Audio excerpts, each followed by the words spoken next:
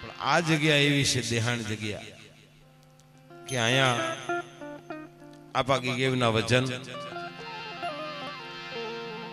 શામજી બાપુના પગલા,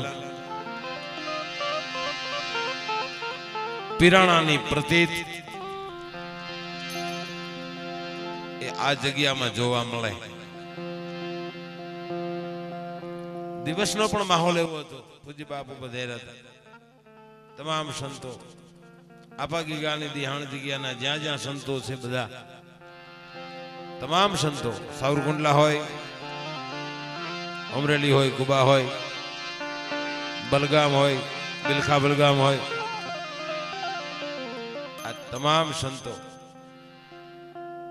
અને સોનામાં સુગંધ એ વાત કે આજે ધ્વજારોહણ